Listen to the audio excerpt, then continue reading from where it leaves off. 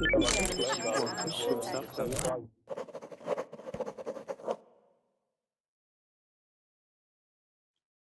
everybody, my name is Lisa and this is another Verbling English class, and in this hour it is going to be a reading class. As you may have heard before, Aisha, welcome, you have heard before. I really like the reading classes because I think it gets a lot of different things going. It gets the reading, listening to me, listening to pronunciation, also you reading out loud and being able to practice your pronunciation of English words. And also usually the topics are interesting, and of course one way to become really fluent in another language is to be able to speak about a lot of different things. So while it is certainly fun and nice to read about topics that are really of interest to you, sometimes broadening your horizons and reading about things that are not necessarily well known to you helps you with your language. So I like to try to supply articles that we can read that will give you lots of very rich vocabulary, but also vocabulary that you would actually really use in your everyday life, in speaking with people, in reading the news, in understanding economics, history, things like that. So today I chose an article that is about money, and I thought it was very interesting because it is aimed at college graduates. But when I read the article, I thought that this information would be helpful for a lot of people. I don't know how it is in your countries, but in the United States, personal finance is not usually an academic topic. That is usually left for people to either discover on their own how to get money, spend money, save money, how to manage their money, and sometimes your parents might offer information about that, or you might read books yourself. But it was interesting because this article is actually about a lady who is a professor at Stanford University, which is in California. If you know anything about universities in the U.S., Stanford is very well known as a very prestigious, difficult to get into university. And even there, where presumably you have very intelligent people, there are classes for seniors, that's your final year of studies at the university, for personal finance. What do you do when you graduate? How do you get a job, and what does it mean to have money coming in, and how do you make sure you pay your bills on time? And so it's kind of like real world stuff, which is not always what is happening at the university level. Sometimes it's very academic or technical. So I thought it would be fun to read it and talk about it, and you guys could tell me your own personal finance experiences, how you learned how to do these real life things. So let's see, did you guys open up the article? Yeah, Aisha. Hi, Aisha. Just want to say hi to everybody here. Hubert. Hi, Hubert. How are you? Fine, and you? Good. Hubert, what is your picture of? Your little picture? No, What is have. that? You don't have a picture? This picture right here. The little like a castle with some deer and I don't know. But I'm not seeing, but oh, you're not seeing volcano? it? Oh, No? yeah, it's like a little thing. Yeah, I don't know why you wouldn't see it. Huh. Hi, Ishmael. How are you? I am fine, thank you, Lisa. How are you? Good. Did you get your son off of the computer games? Remember we talked about that? He was my home city with his mother. Oh, okay. I He's am with his alone. mom. That's why I can join Goblin classes. Oh, I understand. I see. Yeah. We are trying to cancel with 1/2 an hour to Oh, play game uh-huh. in I a like, day, yeah, to have a limit. Okay. but it is very difficult to stop him. Yes, I have boys, and it's very, very interesting for them to spend a lot of time on the games. Very fun for them. Hi, Javier. How are you today? Hi Lisa, I'm good, thank you. Okay, So, wonderful. how about you? I'm doing good. Thank you. And hi, Mario. Hi Lisa, how are you? Good, thank you. Yeah. Hey, I've been reading on the internet that France is not getting summer weather. Have you had any summer weather yet? I heard it's cold. No, it's okay, It's but okay now? just now, but just now. Okay, just now. Yes, the winter was very long. Yeah. Yeah, that's what I read. Somebody, a French guy on his Facebook said that he took out his barbecue and then he had to put it away because it was Yeah, yeah. cold and rainy. But I think it's typical to the north. Oh, the If you go north. to the Okay. yeah, if you go to the south, it's okay. It's better. Yeah, the south. Yeah, No yeah. problem. Yeah. Yeah, no problem if you're in Paris, Ishmael says. Whatever the weather is, it's good. Okay. Okay, so I'm going to post the link one more time. People, if you're out there watching and you would like to join, just let me tell you how that works, because we're always getting new people checking out Verbling, and sometimes it can be confusing how this works. We have classes every hour, usually, English classes and also Spanish classes. So if you are interested in participating here with us in the Google Hangout, you do need to pay. It's not free any longer. That was like an initial period to introduce it to people, but now there are some different ways that you can join. Either $3 a ticket, or there's a new plan for $19 a month for 10 classes, or unlimited, which is $45 a month. So if you can afford $45 and you can really take advantage of that, you can take a lot of English classes throughout the day and the night. So if you're somebody who is studying for an exam, or just somebody who really wants to improve their English for work or for your career or just for fun, this is a great deal, I think. So yeah, and my name is Lisa, and I'm going to be doing the reading class now. So the people in the class are pretty familiar with how it works, I believe. This is the screen share, so I'm putting the article in my screen. So if you click on me, if you're in the Google Hangout, then you'll be able to see this, and everybody who is watching out there might can also see this. And like I said, this article is called 10 Things Every College Grad Needs to Know About Money. So this is from the magazine Forbes.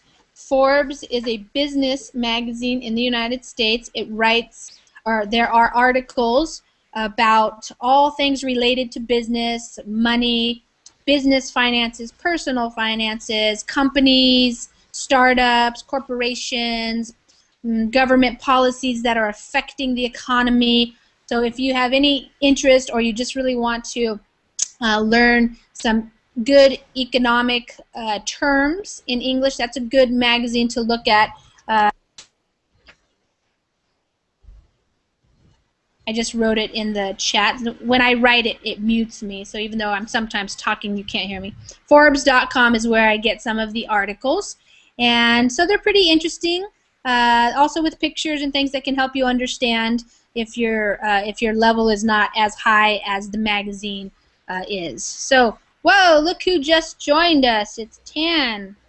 Hi, Tan. Probably your microphone is muted if you just come in. But welcome. Good to see you. Haven't seen you for a while. And we're just getting started. So everybody, you can either open up the article in your own separate window, or you can just read off of mine, and we'll get started. Mary Morrison, who has taught a personal finance class to Stanford University seniors for 15 years, has seen the depths of college students' ignorance about personal finances. There was the young woman who thought paid vacation meant that her boss would pay for all her travel and leisure activities. The guy who didn't know there was such a thing as a water bill, and the student who threatened to call the police and report the work-study office because it was letting the government withhold money from her paycheck. Okay, that's kind of funny. All right, Aisha, why don't you read that paragraph for us, please? Mary Morrison, who has taught a personal finance class to Stanford University seniors for 15 years, has seen the depth of college students' ignorance about personal finances. There was the young woman who thought paid vacation meant that her boss would pay for all her travel and leisure activities. The guy who didn't know there was such a thing as a waiter bill, and the student would threaten to call the police and report the work-study office because it was letting the government withhold money from her paycheck. Yeah.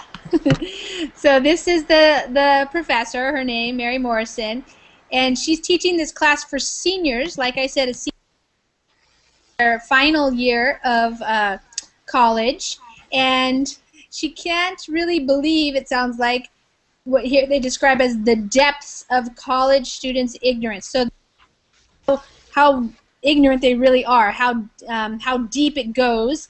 So obviously there's a wide range of people. Some people probably know a lot, and some people don't really know very much. So there's this one lady who thought paid vacation meant that her boss was going to pay for her to go and fly somewhere and pay for all her leisure activities. So those are the, anything that she wanted to do, go hiking or go boating or something. She thought that the boss would pay for that. Of course, that's not what it means. It just means that you can have a vacation and you'll still get your paycheck. And that's typical if you work for a large company or a large corporation or the government. Usually if you have a small business, you can't afford to pay your employees to have a paid vacation. So these are things that young people don't really know about necessarily. Some people didn't know that you have to pay for water. That's true. If you own a house or you rent an apartment, you will get a water bill every month, and you must pay it. And also, the government does withhold money. That means they take money from your paycheck, and that goes towards what you owe for taxes. So some people don't realize that that happens too. So if you get a job and somebody says you're going to make $10 an hour and you work 40 hours a week, you think you're going to get $400 every week, but no, you're not going to get that much because some of it will be withheld, and that's by the government. Some students who Lisa, call, yes, Ishmael? sorry, I couldn't understand the last sentence of the first paragraph. This one right here about withhold money from her paycheck, or which part? The whole thing? Yes, yes. Because, after because. After because, yeah. So this student, so here we have the student, she threatened to call the police. So she said, I'm going to call the police because the work-study office, okay, what is when you go to college, you can join a program called work study, and that means that you can get a job on campus usually, or sometimes in a business near your campus, near your university, and you will get paid in part by the work study program, and you get paid by them. And she didn't understand that her paycheck was going to have money withheld by the government. Do you know what that means, withheld? Like, for example, if Take from. yes, take from. So the government, it's really kind of like it takes, because, for example, I own a business, right? And I pay my employees, and if you work 10 $92.50, but I have to pay a certain amount of that amount goes to Social Security tax, Medicare. So it's a certain percent. And so maybe that equals, I don't know, out of that amount of money, I keep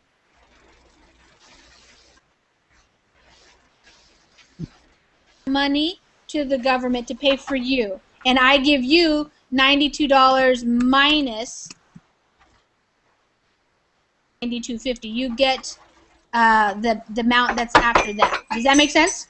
Yes. Yeah, so some people don't, when they're young and they're getting their first job or something, they don't really understand that that's what's happening on their paycheck. So they have to learn about that.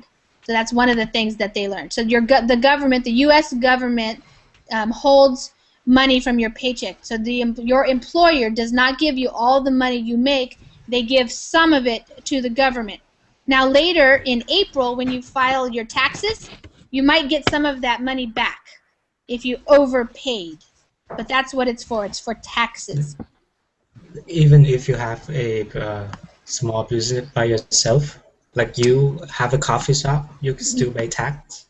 Oh yes, yeah. I have to collect the money, and I pay it to the government every month. So like, I'm supposed to pay it by the 15th.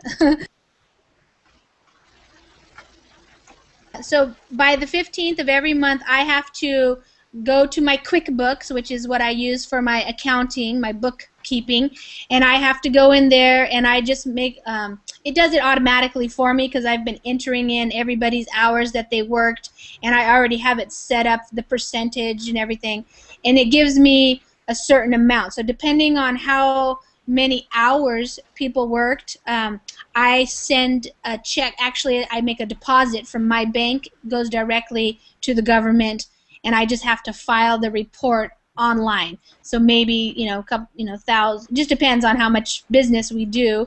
It could be 1,000 or more every month for my employees. So they didn't get that money. It goes to the government, and then later when they file their taxes, they may get some of it back, but they may not.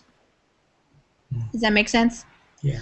Yeah. So that's how it works. So yes, even small companies. So that's why some small businesses, it can be very difficult for people to run small businesses because there's a lot of what we call bureaucracy or paperwork. And when you have a big corporation, of course, there's even more paperwork because you might have 100 or 1,000 employees and you have to do this thing. But usually the bigger corporations, they have a whole section of a job that's like the human resources or the bookkeepers or the accountants. They're the ones who, that's their only job, is to pay all these taxes and pay everybody their salaries and figure all that stuff out. So it can be a big job. But you're probably learning about that, Tan, aren't you? I'm not learning about taxes. Oh, you're not? Okay. Yeah. Okay.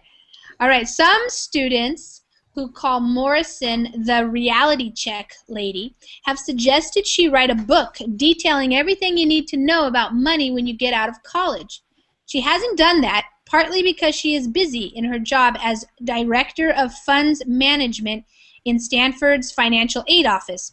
But she shared with Forbes what she thinks are the most important tips of all. Here are her tips. Okay, Hubert, why don't you read, starting with some students. Make sure your microphone is not muted.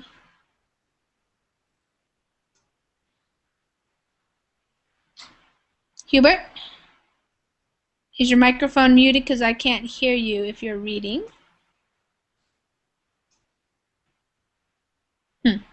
Ishmael, why don't we go to you and see what happened with Hubert in a minute. Okay. Ishmael, yeah, go ahead, thanks. Some students who call Morrison the reality check lady have suggested she write a book detailing everything you need to know about money when you get out of college. She hasn't done that, partly because she is busy in her job as Director of Funds Management in Stanford's Financial Aid Office. But she shared with Forbes that she thinks are the most important tips of all. Here are her tips. Good. So, reality check. That's a phrase you hear a lot these days.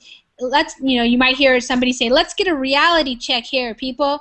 Something like that. It just means like, let's look at what's really real. What is reality? So, this is the reality for students. So, they call her the reality check lady because she's helping them understand what their reality is going to be once they get out of college. So a lot of times, especially if you're studying at a very intense university like Stanford, you may not be working, you may not be having to deal with money, you're getting loans or your parents are paying or something.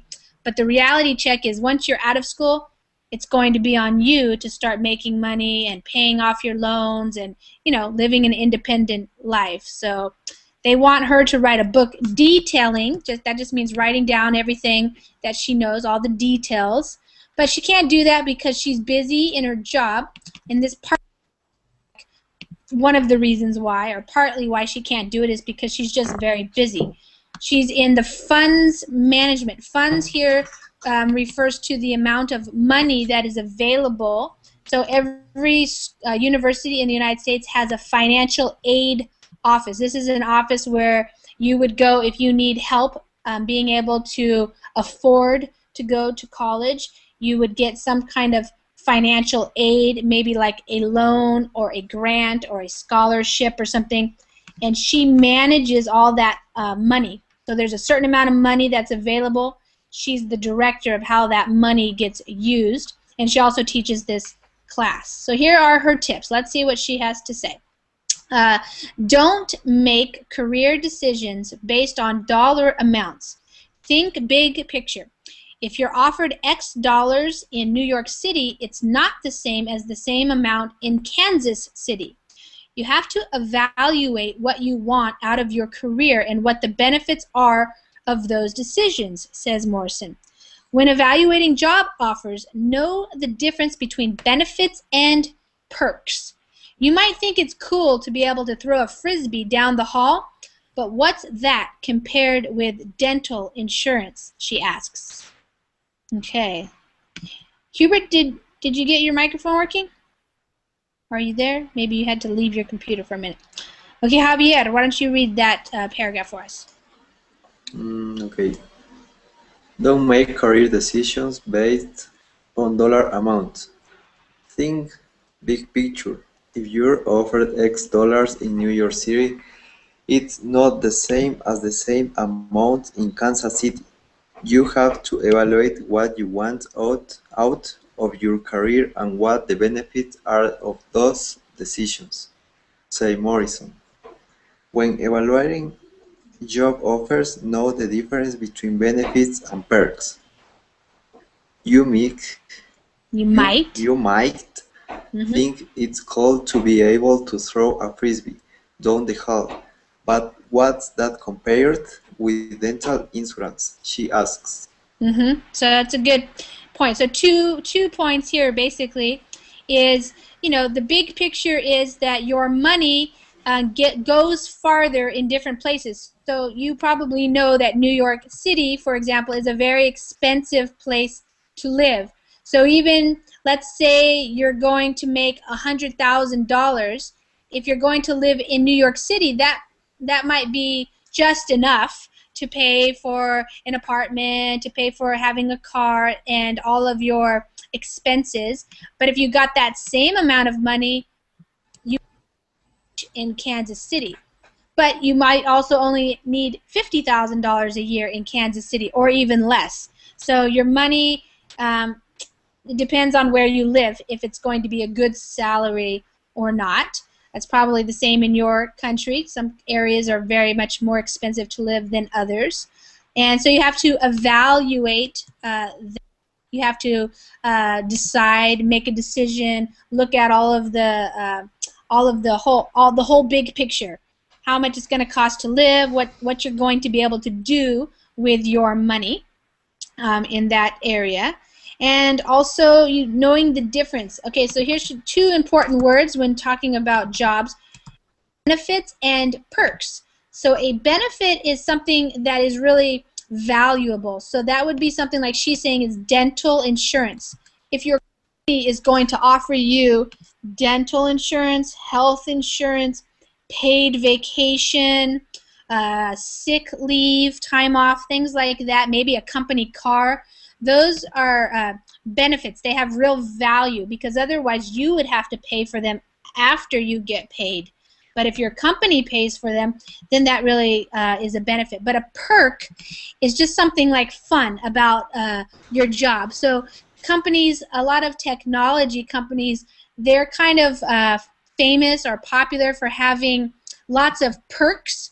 So for example, if you go to Microsoft or Apple or Google, they have the perks, things like free sodas. Like they have big old refrigerators and you can just walk in and get sodas anytime you want. Or candy. They have lots of candy all around. Or maybe they have a pool table or some video games in the lobby. So those are kind of perks. They're fun things that make working in that company fun, but they don't really give you more money. It's just like things that are fun to do. So that's the difference between a benefit and a perk. Now, Frisbee, you guys probably know what a Frisbee is, a little round disc that you throw for like a little sport, a little fun. So that's what that's talking about. All right, the next one she thinks is important is to figure out how much you will need upfront to move and start your life. So remember, you're talking about people who are graduating. Not everybody's going to stay living in the city where Stanford is. Stanford is in Palo Alto, California. It's very expensive to live there. So many people are going to leave that area and find a place to live and have a job and stuff. So you have to figure out how much you will need up front to move and start your life. Apartment rentals require deposits, as do some utility companies. You may need a moving van, and you may have to wait 4 weeks for a first paycheck. You have to figure out what you'll need to live on before that first paycheck, Morrison says. Few people's parents can write them a check for $3,000. So you have to think ahead a little bit is what she's saying there. Okay, Mario. Yeah. Figure out how much you will need upfront to move and start your life.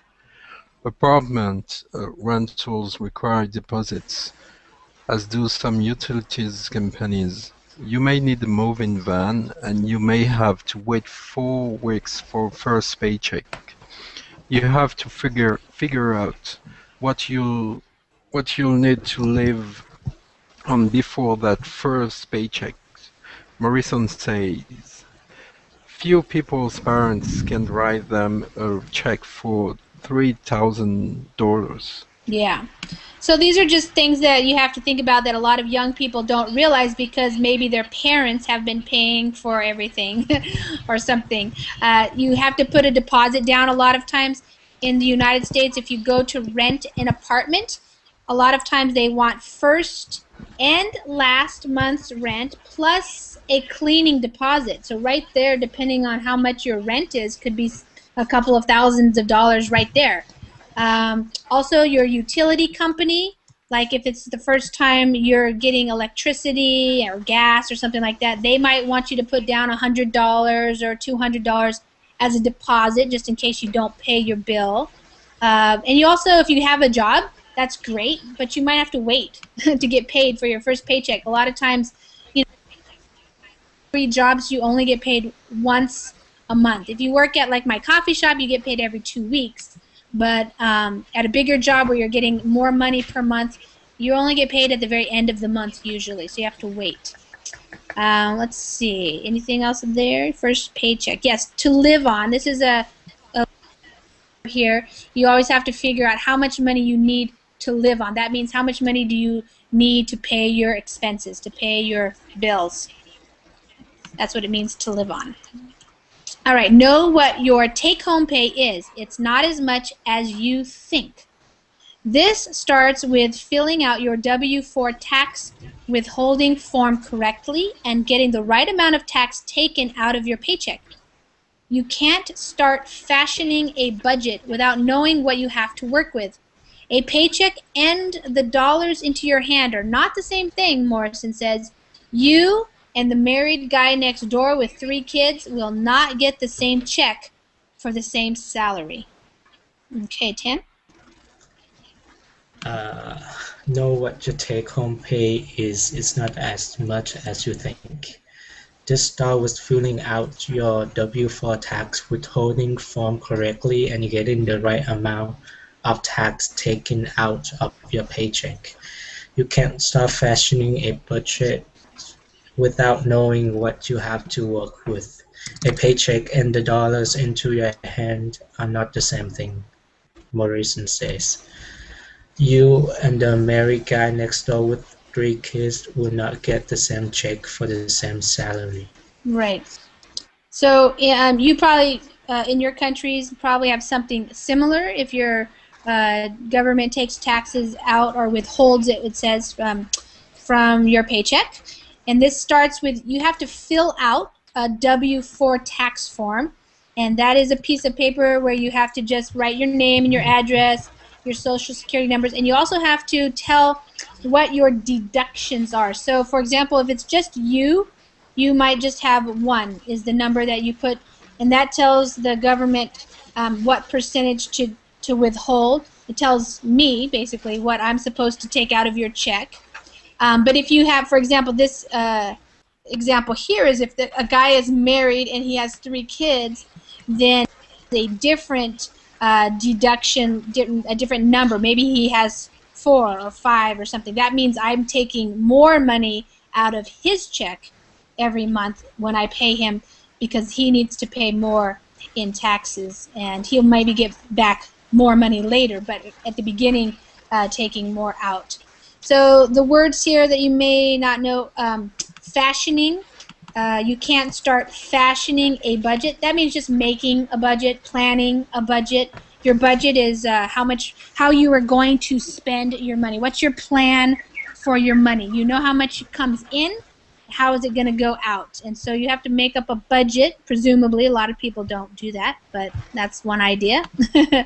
And basically you have to know how much money you're actually going to get in. In the Verbling chat, I gave the example.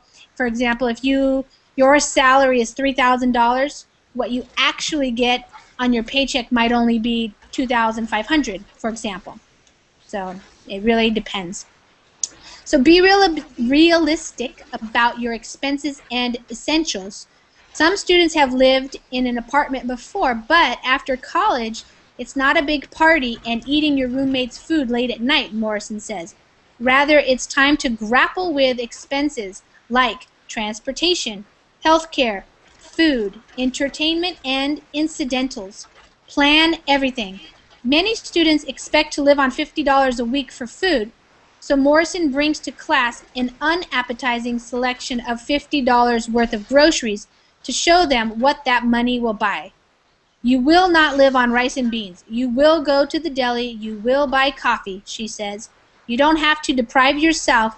Just be realistic. I don't care if they get a pet snake, Morrison says. Just know how much it costs. Okay, Aisha or Hubert, do you want to try, or is your microphone working?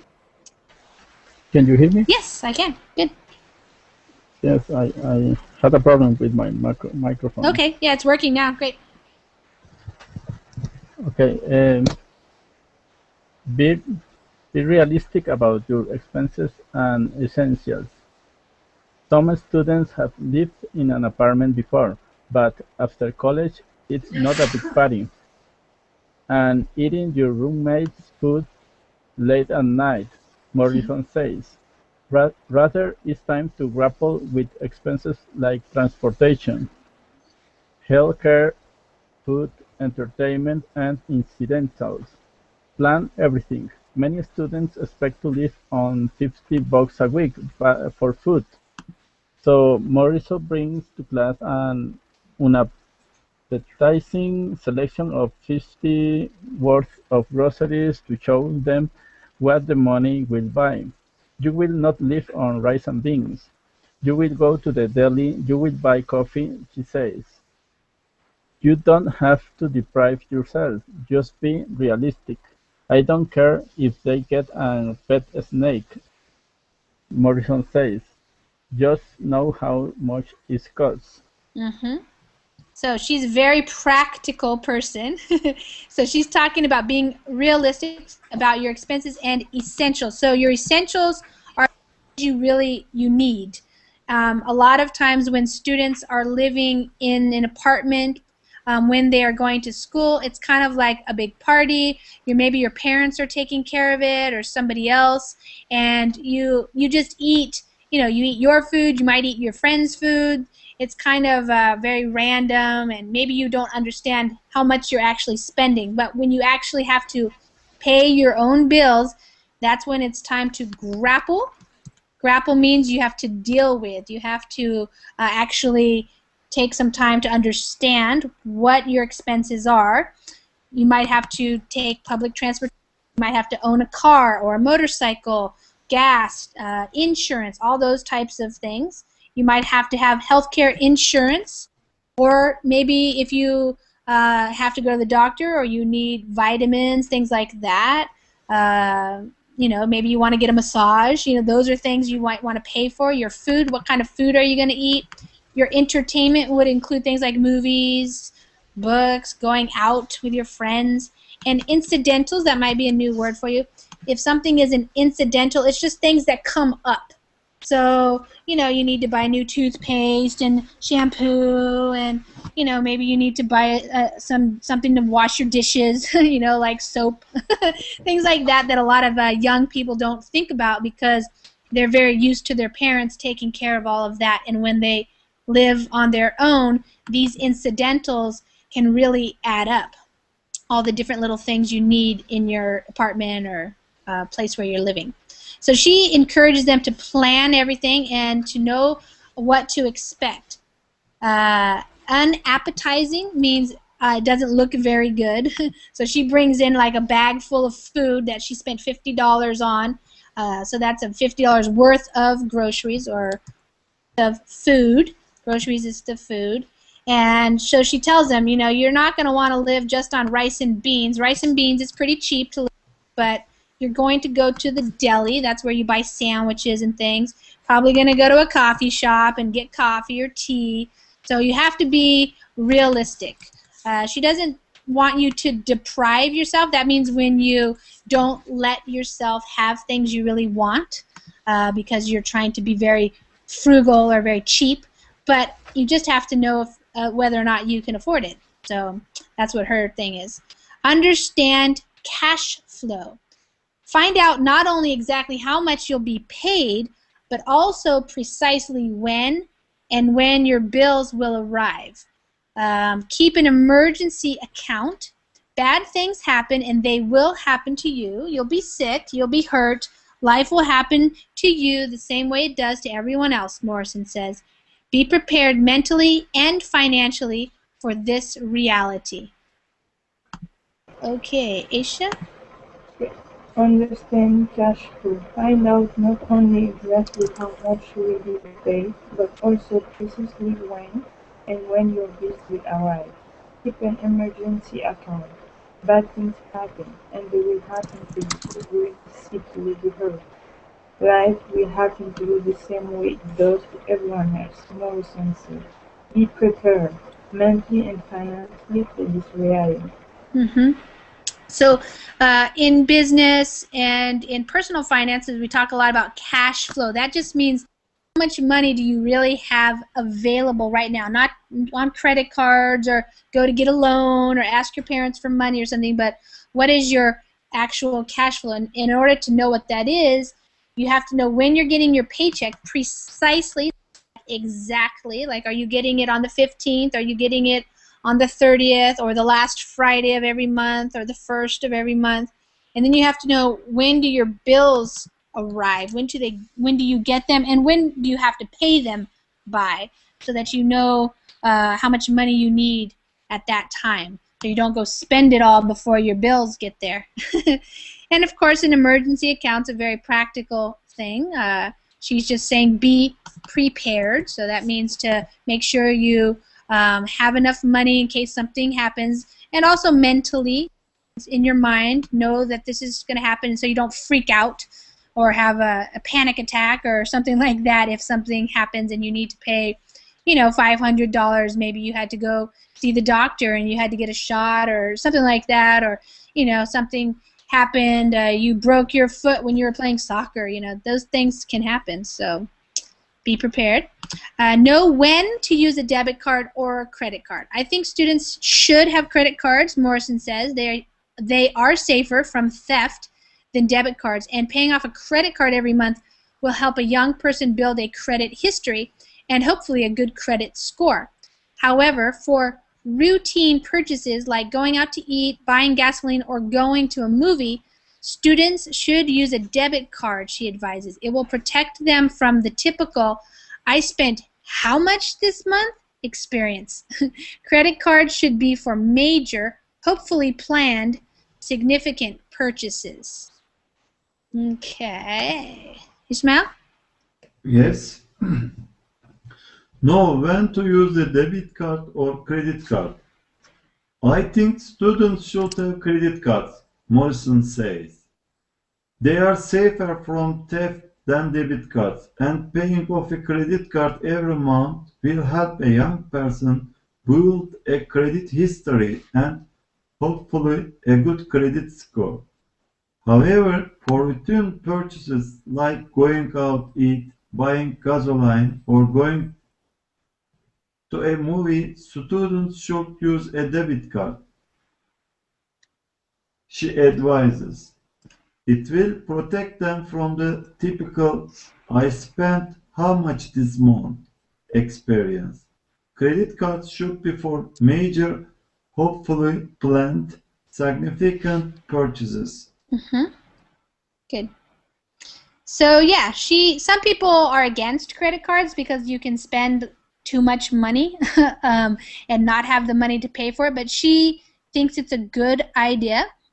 She says they are safer than debit cards. I wrote in the chat, I don't know, do you guys have debit cards? So the credit card is when you have, it's like a loan, and then you pay off your, hopefully you pay it off every month, and if you don't, you pay a little bit off every time. And a debit card, yeah, it's an ATM card. So you can just pay, when you pay, instead of having it be to Visa or something like that, the money is automatically taken out of your account. So in order to use a debit card, you have to have money in your account. So that's what the difference is between the credit or the debit. And you want to be paying off your credit card. When you pay off, that means you pay everything that you put onto your credit card, you pay off. So if you bought $1,000 worth of stuff, you pay that off when the bill comes.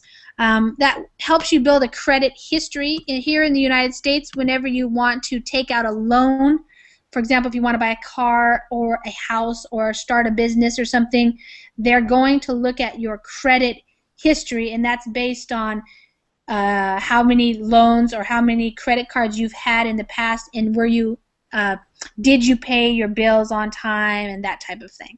And that's how you get a good credit score. If you have a good credit score, then it's easier to get new credit or new loans. If you have a bad one, then it can be hard to get a loan.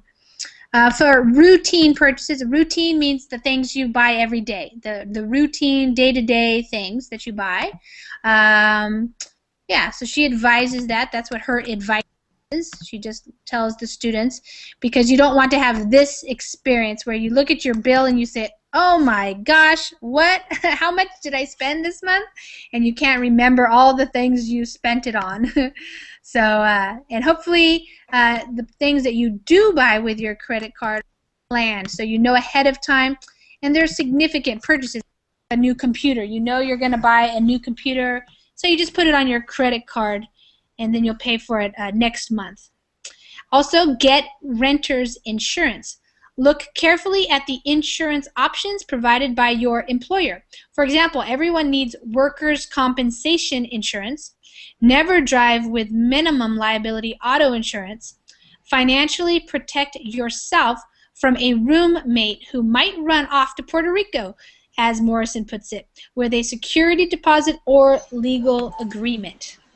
Okay, Javier. Get renter's insurance. Look carefully at the insurance options provided by your employer. For example, everybody needs workers' compensation insurance. Never drive with minimum liability auto insurance. Financially protect yourself from a roommate who might run off to Puerto Rico, as Morrison puts it, with a security deposit or legal agreement. Yeah. So in the United States, of course, there's lots of types of insurance for your car, for your house, if you're just renting, health insurance, dental insurance, all that kind of stuff. So look for all your options, all your choices that are provided by or given to you by your employer. You're going to have workers' compensation insurance. What that means is if something happens to you, like you get hurt on the job or you get really sick or something, you're going to get paid. Compensation is what you get. That's your payment. So if you have that insurance, then if something happens, you will continue to get paid even if you can't work. You need to have auto insurance if you have a car, and she's advising not to have the minimum liability. So you want to have a little bit more just in case you have an accident and the other person has a nice car or something and your insurance is not going to cover it. That means you are going to have to pay for it. So you want to have a good level of insurance because you want to financially protect yourself. And this is an example of a person, if you are renting an apartment with a roommate, what happens if your roommate just all of a sudden decides to go traveling or leaves you? You don't want to have to be responsible for the whole rent of the apartment. So you might want to make some kind of an agreement or get a security deposit, like everybody, both of you put in a certain amount of money to just in case something happens like that. So that's planning ahead. Also, begin contributing immediately to a 401k plan or an IRA account. Even if you start off slow and modest, it will make a huge difference, Morrison says. You may miss the $50 or so you put aside out of each paycheck, but it will grow and save you from panic later. Okay, Mario. Yeah. Begin to contributing immediately to a 401k plan or an IRA account. Even if you start off slow and modest, it will make a huge difference, Morrison says. You may miss the $15 or so you put aside out of each paycheck, but you will grow and save you from panic later. Mm-hmm. So these are popular in the United States. You might have something like that in your country. It's a 401k plan. That is when it's an investment for your retirement. And so when you start working for a company, if they offer 401k plans, what that means is if you put $50 away every month, they will match it by putting $50. And some corporations, they go up to a certain percentage. I don't know. So maybe you could even put $1,000 a month and maybe they would match it. I don't know. Every company is different. But the idea is it's like double your money. Your company will pay whatever you're paying towards your retirement. If you don't have that kind of a plan for your company, then you can open up your own individual retirement account. That's what IRA stands for. And you can put aside money every year to save money for your retirement. And that's what what she's saying. So that you will be saving your money so you won't have to pay. That means when you won't have to freak out or get afraid or be scared later when you're older, you will have money to live on. Also, don't be afraid to invest. I tell them that a savings account is a risky investment because it means you're betting that there won't be inflation, Morrison says. Diversify, diversify, diversify. Some people come in knowing nothing, she says. They really are a deer in the headlights. The 200 or so students she gets her hands on each year receive a dose of tough love and honesty. Morrison says they have called the experience funny and horrifying at the same time. Okay, Tan. Don't be afraid to invest. I tell them that a savings account is a risky investment because it means you're betting that there won't be inflation, Morrison says. Diversify, diversify, diversify. Some people come in knowing nothing, she says. They really are a deer in the headlights. The 200 or so students she gets her hands on each year receive a dose of tough love and honesty. Morrison says they have called the experience funny and horrifying at the same time. Yeah. Okay, so investing. So she says your savings account is risky. That means you have a certain amount of chance or risk something might happen to it, and what she's saying is you're betting. That means you're counting on, you're thinking that there won't be inflation. Inflation eats away at your savings because what that means, inflation is describing what happens with your money when, like 20 years ago, $50 could buy more than $50 can buy today, and that's because of inflation. So if you're just saving your money, maybe you're saving, but in 20 years it won't even be worth that much. So she encourages students to diversify. When you diversify, it means to invest in many different types of investments, not just stocks and bonds, but maybe properties, businesses, rental properties, real estate, different types of ways that your money can make you more money. So that's what she's saying. And this where she just, there's a good English phrase here, a deer in the headlights. So if you think of a deer, what happens to the deer when they see your headlights? They freeze, and they get panicky. And so that's what? Don't move. Yeah, they don't move. They just stand there and look at you. And so that's what her students are kind of like when she starts giving them all this information. They don't know what to do. They're confused. Maybe they're scared. So that's what she says. Each year they get a dose of tough love and honesty. Describe tough love is when somebody's giving you the truth, but it's hard. They love you and they care about you, and that's why they're telling you like it is, but it's not always fun to hear. So that's why they call it kind of funny, about all the things you're going to be doing with your money and how you could make mistakes or whatever, but also horrifying or scary or terrifying. Those are the same kind of words. That means it can be very overwhelming if you're a new student and you're going out to get a new job, and you have to think about all the different things you have to consider when you are being an independent person, making your own money, paying your own bills. So yeah. So now we have about 7 or 8 minutes or so.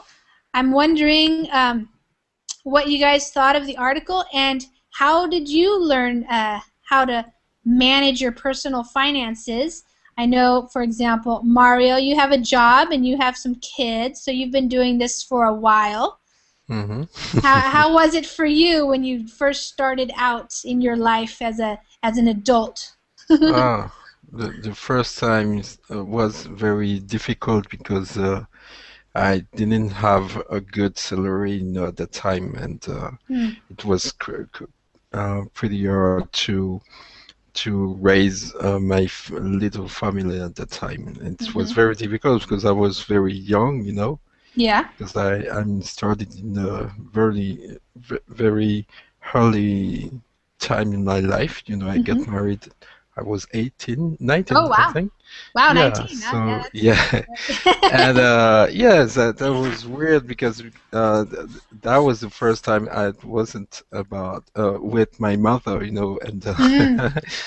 and it was really strange because you are a bit scared, about the future. You Yeah. don't have. You're scared about the fact that you wouldn't have enough money to pay the rent. So, Yeah. and yeah, it was very difficult. But I always worked very hard in my life, and then now everything is going now better, but it was very difficult. Yeah. And Did you learn things pretty much on your own, or did you have people who kind of helped you? A lot of things I heard on my own. You know, I started from scratch, I would say, and then I'm getting bigger and bigger in my career, and now I can say, okay, it's okay. Yeah. But, nice. Yeah. Yeah. What about you, Ishmael? How was it for you starting out in your adult life? Yes, Lisa. I didn't know anything about the economy, and actually, I grew up in a poor family. There is not so much money to govern this money. There is no money, and after I get some job, I try to spend money carefully, and I try to collect some money for bad days. Yeah. For bad things. For emergencies. Yes. Yeah. Good. I think it is good to start from zero level. Yeah. I have some friends who are coming from rich families. They don't know about the value of the money, and they spend too much money with credit cards. Oh, right. Their income is not enough to pay the credit card. Yeah, to pay the bills. After 1 month. Right. And they are experiencing difficulties with money management in my workplace. Yes, yes. That's true for a lot of people. Javier, how did you learn about personal finance stuff? Did your parents help you, or how did you learn?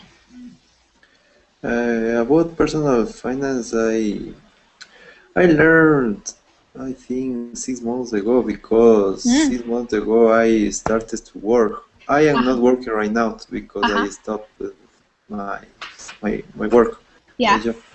But I think that it's very hard saving money, because you have to be very organized. Organized, yeah. Yes, you have to organize your money for some reasons, because I read a good advice about this article is keep an emerging account. And that's a good advice, but it's very difficult because, for example, when you are at the street, for example, you need money for anything, but you don't know if it is necessary or not necessary. I think that the emergency account is a good reason and a good advice, but for people who live single, or who are single, is it's very easy to save money. But for people who have family and, I don't know, a wife, a husband, some kids, it's very difficult for saving. I think that, but it is very informative, this article. Yeah, yeah. Tan, what are you going to do when you graduate? Are you going to know how to pay all your bills and everything? No. Yes, you are. I think you will. Aren't you studying accounting? I don't think I'm going to move out, though. Oh, just stay with your parents then. Yeah. That's a good option. Yeah, safer, study and Safer. stay. Yeah, Yeah, study and stay home as long as possible. yeah. Yes. Aisha, what about you? Are you already on your own doing all this stuff? No, I think I'm gonna start my master. Keep studying. Yeah, because the rules is different. Yes. Yeah, no, my friend gave me good tips, and I think the article is really good. I'm gonna try to follow the her tips, but Uh-huh. Okay. I think I'm gonna keep studying a little bit. Yeah, yeah. Yeah. Hubert, how about you? Have I you just learned some. Yeah. See, I Do you just have a learned job now, something. Hubert? Yes, I'm working, but uh, we we don't give money for our retired because Oh, there is a law. yeah. There is a law that the our boss have to keep that money Oh, your boss. uh, Okay. every month. Yeah. Yes, What country do you live in, Hubert? I live in Costa Rica. Oh, yes, in Costa Rica. Oh, okay. So in Costa Rica, it's the companies who save your retirement money for you. Yes, it's part of my salary that they take. Oh, But yes. I don't have to go to the like the era that The we are IRAs. talking Yeah. in the reading. Yes, Hmm. it's different of something automatic. Yes, that's nice when it's automatic. Like, for example, when I was a teacher, an elementary school teacher, before I had children, I just worked every month, and then I got my paycheck, and out of my paycheck was all the taxes taken out, but also retirement. Um, and so my mom, for example, she was a teacher for her whole career, and she just recently retired, and now she gets paid, and she said she actually makes more money being retired than when she was working, because now when she was working, she was putting so much into her retirement. Now she doesn't have to put any more in, so she gets more money every month. So that was a good retirement system. Not all jobs are very good. My dad, he was a policeman for his whole career, and so for 41 years or something like that, and they also had a good retirement system. So when he retired a couple of years ago, he has a very good salary now without having to work anymore. So some jobs have good benefits and good retirement, and other jobs don't have anything. So kind of Lisa, depends. Yes, at, Ishmael. at what age can they retire? My mom and dad actually both retired at age 60. Usually it's a little bit later, but for cops, it's 60. You have to retire at 60. And for teachers, my mom actually got a special deal because there were so many new teachers coming in that the older teachers, they said if you retire early, you get paid, we'll pay you for 1 year more. So it was kind of like a special thing. But you don't have to retire if you don't want to in most jobs, but you mostly retirement age is around 65. Okay. Just like in It, France. Yeah. yeah, if you can afford to retire. Some people, if you didn't plan, you might not be able to retire at all. You might have to keep working. It just really depends. Yeah. Mhm. Yeah. Yeah. Okay, guys. Thanks for Okay. joining. We went through that article. You guys are doing a good job. Any Okay. questions or anything? Well, it's No? Thank okay. you, Lisa. It was Okay. interesting. Okay. Yeah. Thank you, Informative. Lisa. Thank you. Take care. Take care. See you Bye. See next. you guys. Bye. See you Thank you, guys. Lisa. Bye. See you guys. Bye. Thanks Bye. for coming, Tan. It was good to see you. Thank you.